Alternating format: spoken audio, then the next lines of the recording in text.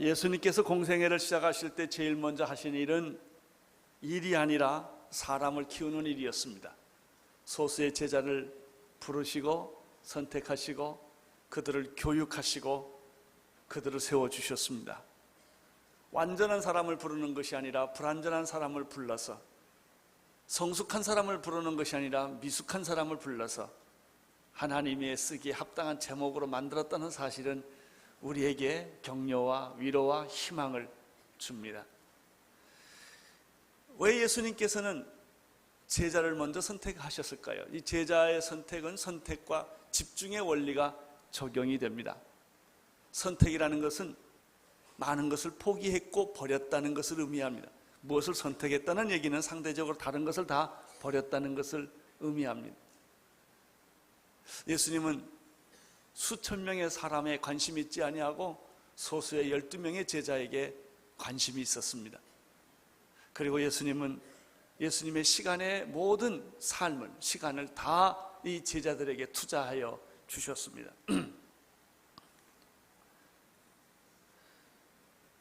예수님의 생애를 보면 재미있는 것이 있습니다. 30년을 준비하시고 3년을 일하십니다. 11조예요.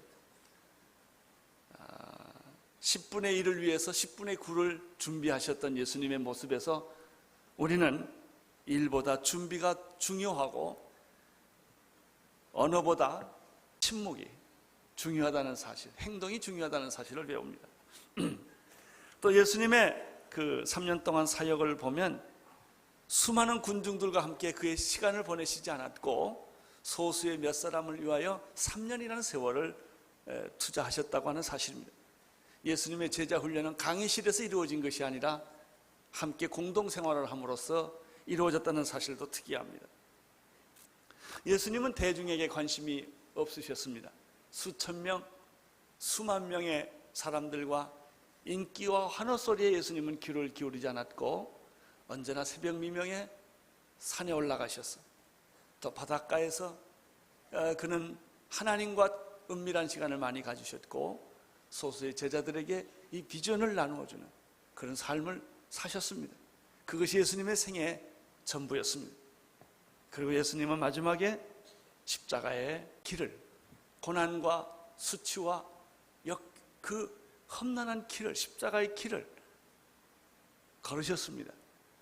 예수님은 넓은 길이 많이 있었고 화려한 길이 많이 있었지만 그는 좁은 길을 선택하셨습니다.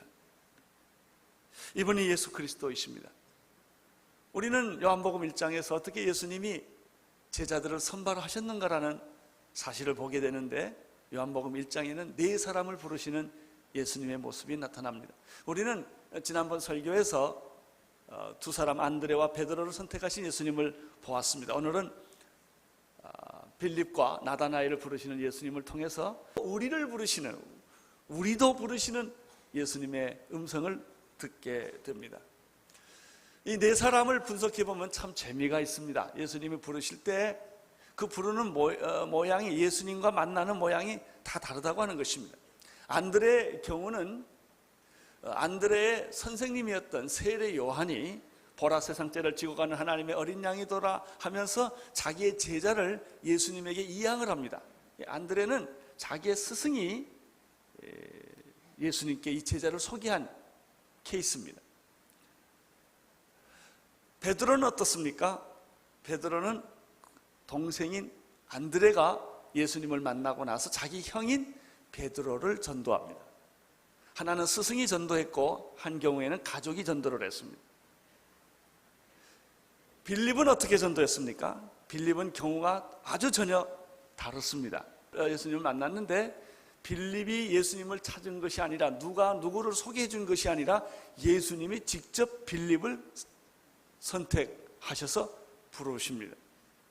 오늘 마지막으로 공부하게 될 나다나엘은 어떻게 예수님을 만납니까? 빌립의 친구가 나다나엘입니다. 빌립이 나다나엘을 소개해서 예수님을 만나는 이런 놀라운 사실을 발견하게 됩니다. 안드레는 이렇게 해서 예수님을 만났고 베드로도 이렇게 해서 예수를 만났습니다. 오늘은 집중적으로 우리는 빌립이 예수님을 만난 그런 과정을 살펴보고자 합니다. 이것을 살펴보기 전에 또 한 가지 특색이 있습니다. 예수님이 안드레를 부르실 때는 초청의 메시지가 아주 간단합니다. 만나자마자 와 보라 그랬습니다. 단순한 말인데 아주 설득력 있고 의미심장한 말입니다. 사실 어떻게 보면 전도는 이것이 전부예요. 많은 설명하는 것이 아니라 와 보세요. 예수님 만나보십시오. 교회 와보십시오. 자신감이 없으면 하지 못하는 말입니다. 이 말에 안드레는 즉각 응답을 합니다. 참된 부름에는 참된 응답이 있습니다. 어떤 사람은 10년 전에 불렀는데 아직도 뜸들이는 분들이 계십니다.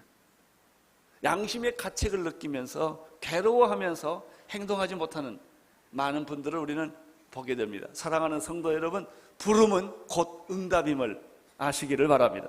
주님이 여러분을 부르실 때 아멘하고 즉각 응답하십시오. 교인 가운데 두 종류가 있습니다. 여기처럼 많이 와서 예배 드리는 교인이 있고요, 교인 중에서도 주님의 부름에 응답한 제자가 있습니다. 교인의 삶과 제자의 삶은 다릅니다. 보통 교인들은 주일날 교회 한번 오고 적당히 예수 믿고 교회 와서 예수 믿고 세상에서 세상대로 살아갑니다. 그러나 제자들은 선교지에 가든 선교지에 가지 않든 간에 그는 자기의 삶 전체를 가정이나 직장이나 어디에서나 24시간 예수 그리스도로 가득 찬 그 울먹울먹거리는 감격스러운 그런 마음으로 살아가는 그런 사람이 있어요. 베드로의 경우는 예수님의 부름이 좀 더 독특합니다. 와보라 이렇게 예수님이 안드레에게 말했다면 베드로의 경우에는 예언을 해줍니다. 베드로를 만나자마자 예수님이 이렇게 말씀하시죠. 내가 요한의 아들 시몬이냐? 내가 너를 장차 개바로 만들어주겠다. 이 얼마나 놀라운 초청입니까? 예수님은 우리의 현재를 보지 아니하고 언제나 미래를 보십니다. 현재는 외롭고 절망적이고 고달픈 거예요. 현재 이루어진 것이 거의 없지 않습니까? 그러나 미래에 너는 이런 사람으로 변할 것이다. 너는 사람을 낚는 어부가 될 것이다. 내가 지금 갈릴리 해변에서 고기를 잡고 있지만 그것이 너의 직업이 아니다. 너는 이제 정말 고기를 잡는 사람이 아니라 사람을 낚는 어부가 될 것이다. 할렐루야. 예수님은 여러분의 미래에 관심이 있습니다. 그리고 여러분이 변화될 미래의 모습을 보면서 여러분에게 축복하고 예언해 주십니다. 너는 개바가 될 것이다. 너는 반석이 될 것이다. 너는 정말 교회의 주춧돌이 될 것이다. 이런 예언의 말씀을 해 주십니다. 빌립의 경우를 생각을 해보겠습니다. 빌립은 특이합니다. 43절에 보면은 예수님이 빌립을 찾아가는 모습을 발견할 수가 있습니다. 43절을 보십시오. 시작.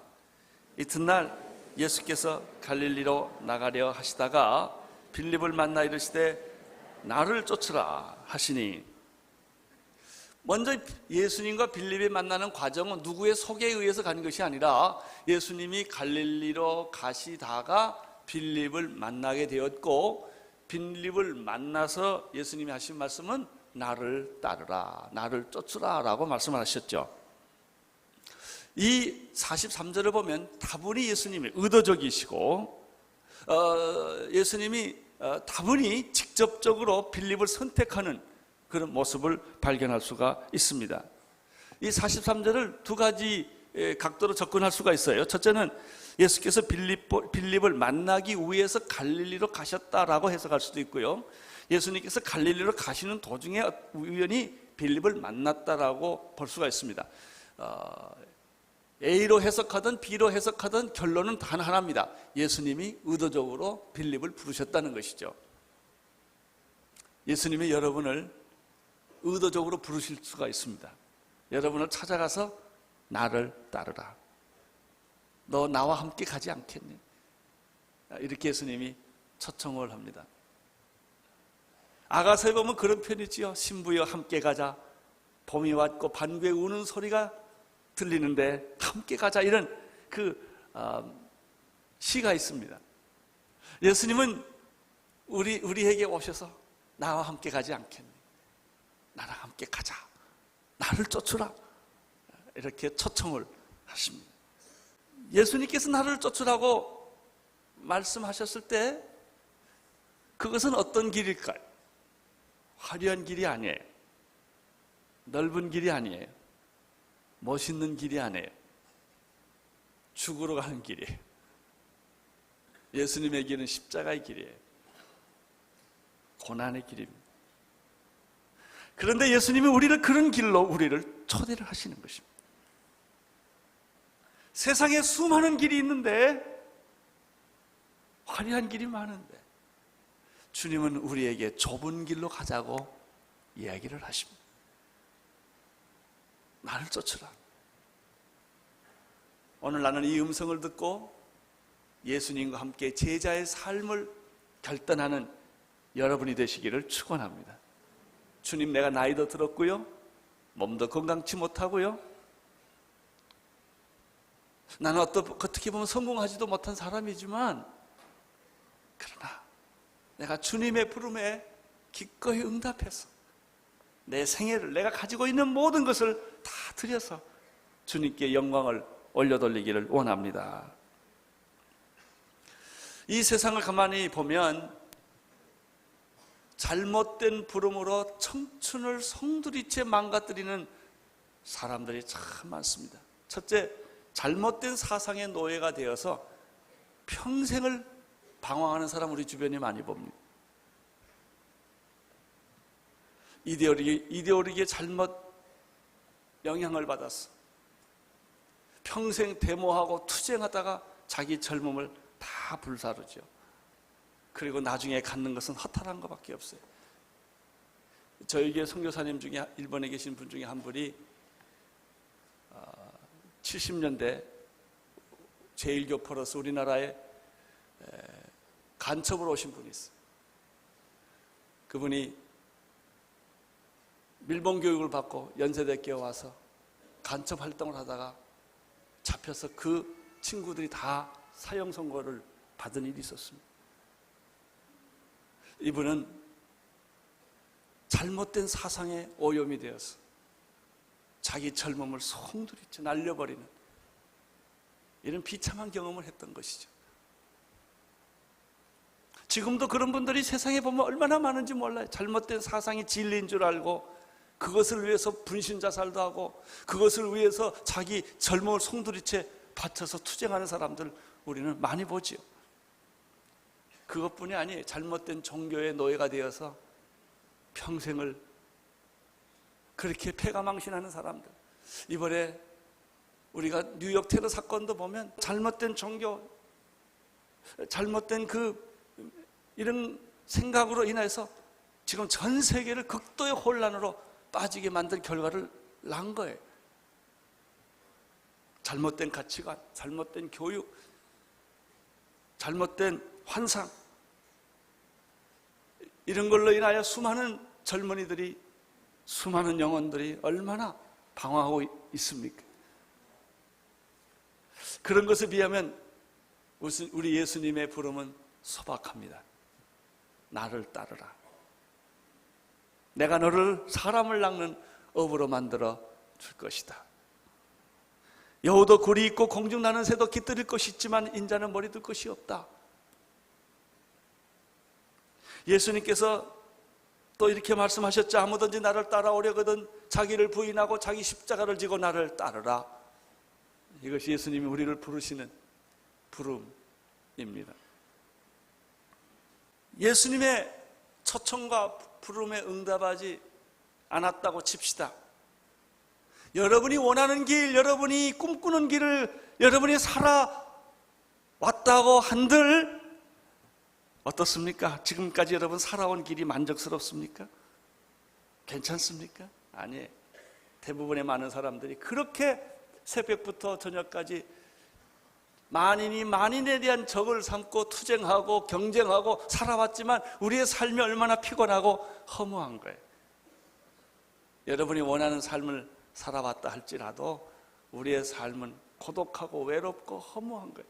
그리고 아직도 길을 찾지 못하고 방황하는 거 아니겠습니까? 44절을 보면 빌립에 대한 새로운 정보를 하나 얻게 됩니다. 44절을 보십시오. 시작. 빌립은 안드레와 베드로와 한 동네 베세다 사람이라. 왜 이 말씀이 44절에 있을까요? 재미있는 정보를 여기서 몇 가지 얻을 수 있어요. 자, 보십시오. 빌립이 안드레와 베드로와 한 동네 사람이라 이렇게 되어 있어요. 빌립이 예수님을 만나기 전에 안드레가 제일 먼저 예수님을 만나서 초청을 받았습니다.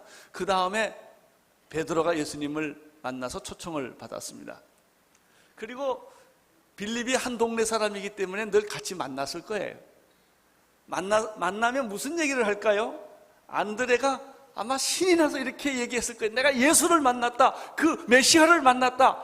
그분의 눈은 참 이상하다. 나를 그렇게 빨아들인다. 깊은 호수처럼. 그분의 미소는 어떻게 설명할 수가 없다. 그분은 사람인가 하나님인가. 아마 이러고 얘기를 했을 거예요. 그분을 앞에 가면 어쩐지 나는 편안해진다. 좋다. 막 이런 얘기를 했겠죠. 베드로는 한 수 더 떴을 거예요.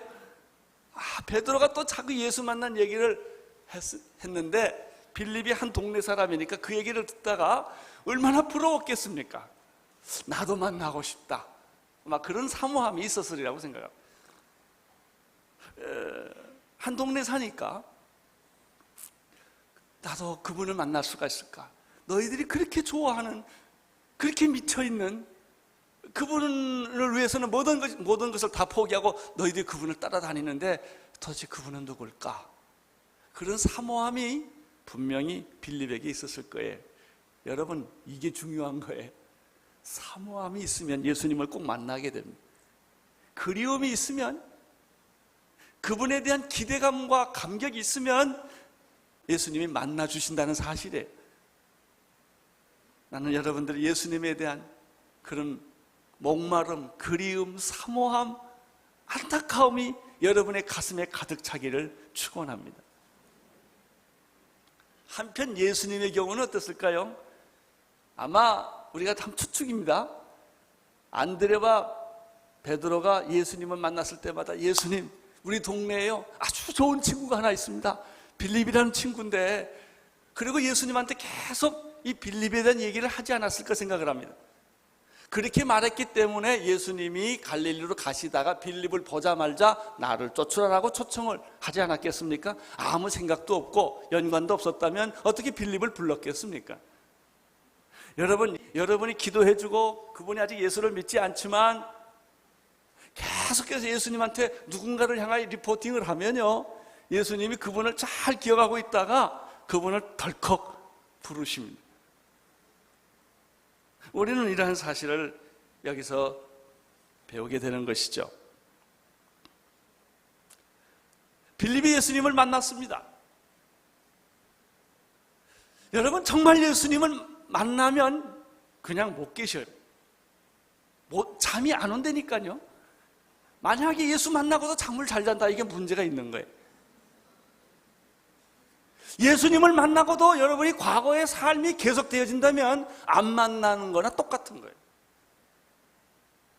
진짜 예수님을 만나면 첫사랑을 느낀 사람처럼, 영혼의 첫사랑, 감격하고 눈물을 흘리고 정말 뭐라고 설명할 수 없는 마음의 평안과 기쁨과 삶의 의미와 목적이 생겨요. 병들어도 실패해도 내가 아무것도 아니어도 그렇게 첫사랑을 느낀 사람처럼 얼굴이 벌거적적해지고 눈이 반짝거려지고 모든 세포가 다 살아나고 감격스럽고 내가 할 일을 발견하고 죽을 일을 알게 되는 것이고 고생해도 힘들지 않고 누가 욕을 해도 원망스럽지가 않는 그런 이상한 일들이 벌어지는 거예요. 여러분, 안드레가 예수님을 처음 만나자마자 베드로를 소개하지 않습니까? 빌립이 예수님을 만나자마자 그에게 첫 번째 반응은 내 친구 나다나엘을 예수님께 소개해야 되겠다라고 하는 반응이 있었던 것이죠. 나는 오늘 여러분들에게도 이런 반응이 일어나기를 축원합니다. 예수 안 믿는 사람이 믿어도 이런 반응이 일어나고요, 오랫동안 질기게 은혜 안 받고 살다가 어떤 계기가 되어서 은혜 받으면요, 그 사람도 똑같은 현상이 일어납니다. 10년, 20년 믿었지만 오늘 새 은혜를 받으면 새 인생을 살게 되고, 목소리가 달라지고 기도 소리가 달라지고 찬양 소리가 달라지고 삶이 달라져요. 걸음 걷는 것부터 달라져요. 오늘 여러분의 걸음걸이가 달라지기를 축원합니다. 축 쳐서 걸어가는 것이 아니라 뛰듯이 걸었듯이 기쁨으로 사는 거예요. 질병이, 고난이, 죽음이, 실패가 나를 막지 못해요. 그런 고난이 올수록 우리는 더 변하는 것이고 더 적극적이 되는 것이고 더 기쁨으로 변하는 것입니다. 이것이 바로 하나님을 만난 사람들, 예수님을 만난 사람들의 특징이에요. 자, 빌립이 예수님을 만나자마자 자기 친구 나다나엘에게 찾아가서 전도를 했는데 어떻게 했는지 45절에서 한번 보겠습니다. 45절 같이 읽겠습니다. 시작. 빌립이 나다나엘을 찾아 이르되 모세가 율법에 기록하였고 여러 선지자가 기록한 그 일을 우리가 믿어 만났으니 요셉의 아들 나사렛 예수라. 45절에 보면 빌립이 분명하게 하는 말이 있어요. 우리가 그를 만났다 하는 거예요. 그에 대한 얘기를 들었다, 그를 이해했다, 이거하고 달라요. 깨달았다는 거하고도 달라요. 만났다는 거예요. 여러분, 예수님을 내가 알았다, 예수님에 대한 설교를 들었다, 예수님에 대해서 흥미가 있다, 이게 아니라고요. 그분을 만났다는 거예요. 그럼 빌립이 만난 예수는 어떤 분이에요? 세 가지가 있어요. 첫째, 모세가 율법책에 기록한 그분이시다. 모세오경 얘기예요. 선지자들이 그렇게 외쳤던, 바로 예언했던 그분이시다. 12 선지자 얘기예요. 그리고 그분은 요셉의 아들이고 나사렛에서 사는 예수라는 사람이다, 이렇게 말했습니다. 여기서 여러분이 배우는 게 뭐예요? 제자란 예수님에 대해서 이해하고 깨닫고 체험하고 만난 것을 의미합니다. 예수님을 모르고 예수님의 제자가 어떻게 되겠습니까? 뿐만 아닙니다. 예수님의 삶을 살고 예수의 이름을 전하고 예수를 위해서 죽을 각오가 되어 있는 사람을 가리켜 예수의 제자라고 말하는 것이죠. 자, 그러면 빌립이 소개했던 나다나엘은 어떤 사람일까요? 이 사람이 아주 흥미있는 사람입니다. 46절을 보십시오. 나다나엘은 어떤 사람입니까? 시작. 나다나엘이 가로되 나사렛에서 무슨 선한 것이 날 수 있느냐? 빌립이 가로되 와 보라 하니라. 이 말씀을 보면 나다나엘은 예수님에게 소개할 만한 제목이 아니라는 사실을 우리가 알게 돼요. 틱틱거리거든요. 냉소적인 반응이에요.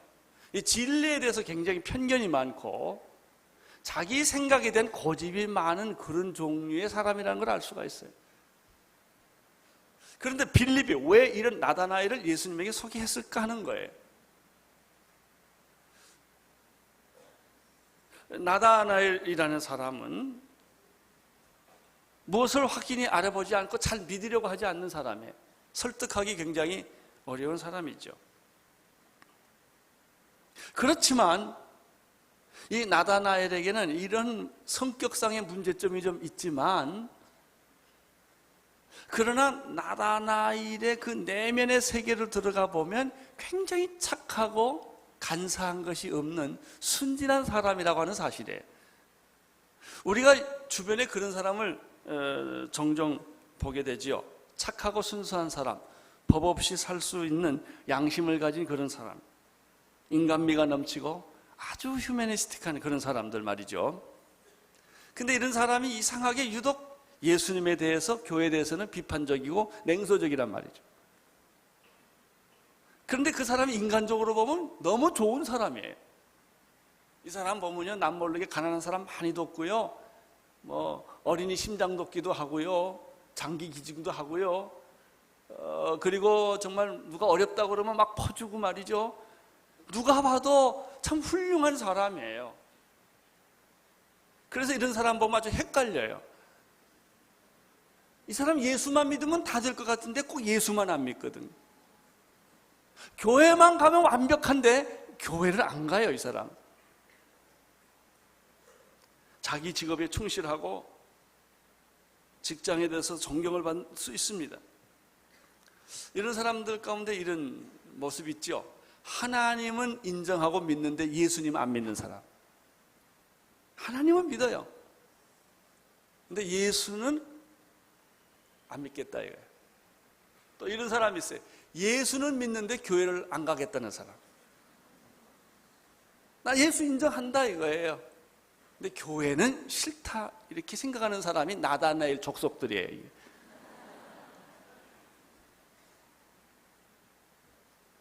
그리고 누구든지 절대적인 신앙을 가진 것에 대해서 늘 혐오를 해요. 상대적이어야 되고 관용이 있어야 되고 포용력이 있어야지 왜 기독교만이 진리냐, 아주 기독교는 협소한 종교다, 이렇게 아주 너그러운 그런 다원주의적인 생각을 많이 하는 사람들이에요. 그래서 굉장히 매력이 있고 또 착한 일을 많이 하는 사람들이죠.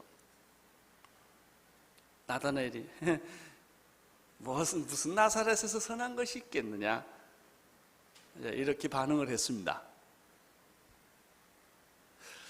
문제는 예수님이 이 나다나엘을 어떻게 받아들였느냐 하는 거예요. 놀라운 사실이 여기에 있습니다.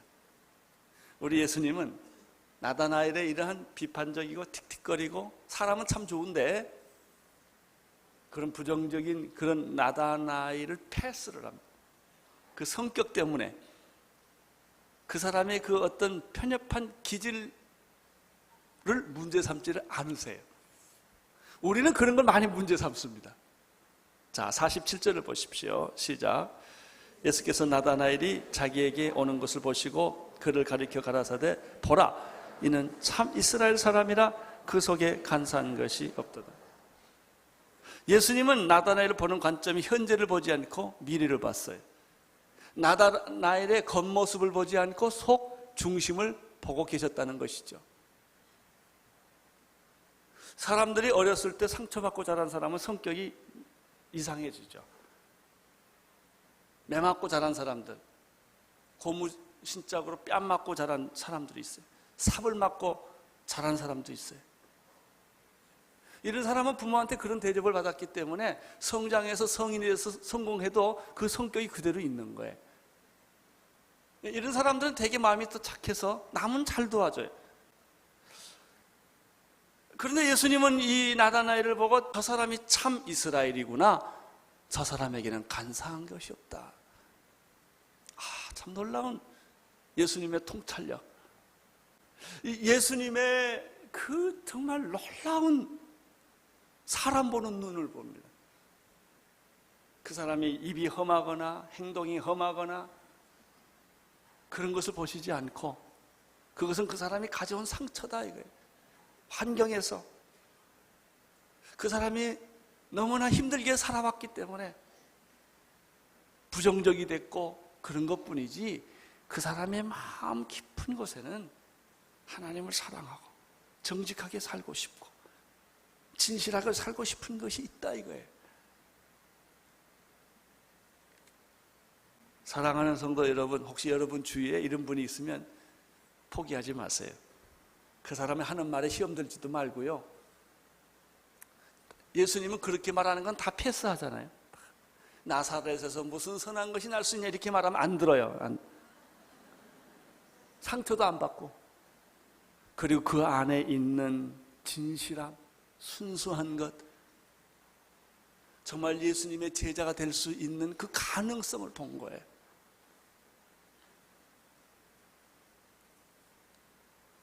예수님은 논쟁하지 않았어요. 받아들였어요. 그리고 축복하고 인정하고 그를 격려했습니다. 48절 보십시오. 시작. 어떻게 나를 아시나이까? 예수께서 대답하여 가라사대 빌립이 너를 부르기 전에 내가 무화과 나무 아래에 있었을 때 보았느니라.